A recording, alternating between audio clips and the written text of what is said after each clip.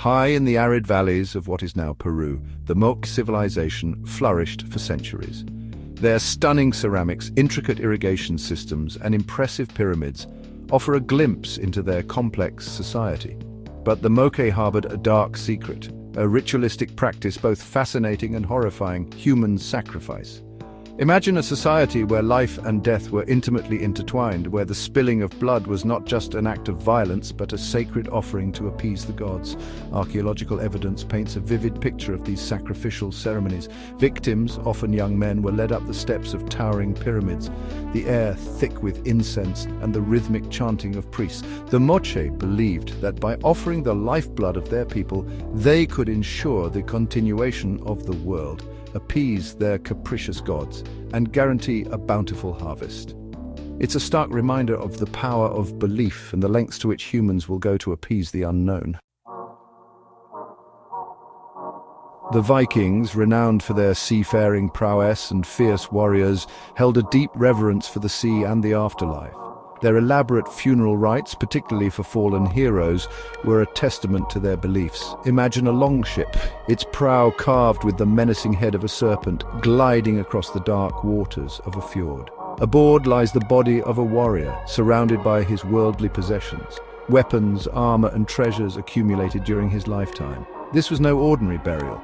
It was a journey to the afterlife, a final voyage to Valhalla, the Hall of the Slain. The ship, set ablaze with flaming arrows, became a funeral pyre, consuming the warrior and his possessions in a fiery spectacle. As the flames died down and the smoke cleared, the Vikings believed the warrior's soul would ascend to Valhalla, welcomed by the gods themselves. It was a fitting end for a people who lived and breathed the sea, a final act of defiance against the oblivion of death. Chapter 3. Deep within the heart of Mesoamerica, the Aztecs ruled a vast empire.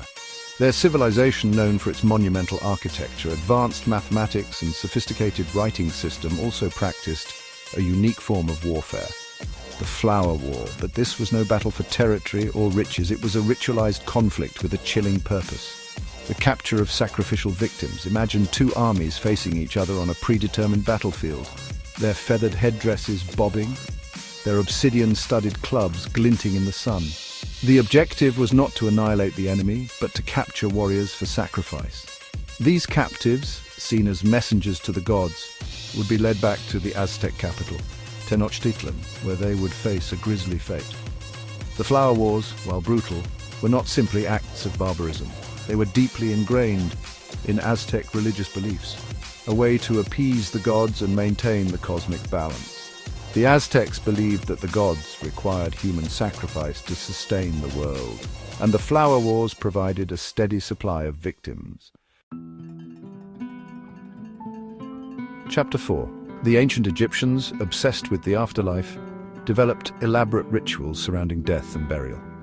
One of the most fascinating was the opening of the mouth ceremony, a ritual designed to ensure the deceased could eat, drink, and speak in the afterlife. Imagine a dimly lit tomb, its walls adorned with hieroglyphics depicting scenes from the afterlife. The mummy of the deceased lies on a funerary bier, surrounded by mourners and priests. The priest, using a variety of ritual objects, touches the mouth, eyes, ears, and nose of the mummy, symbolically opening them for use in the afterlife.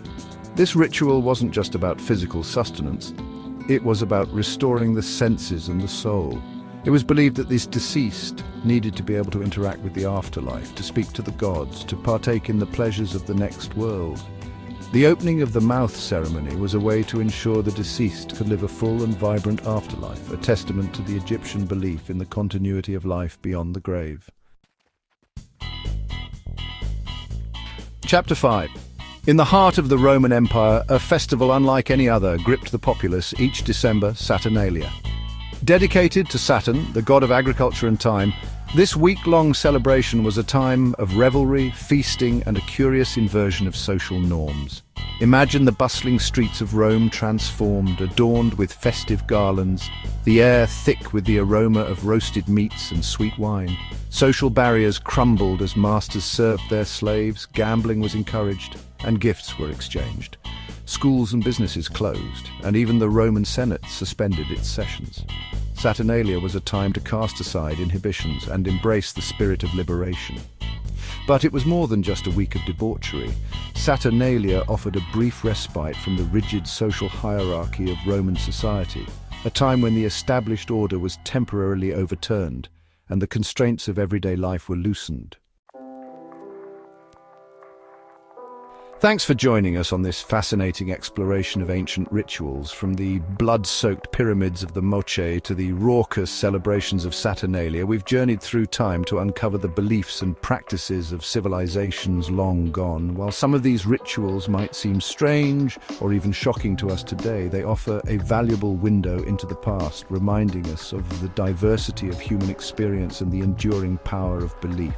Don't forget to like, share, and subscribe for more intriguing historical insights.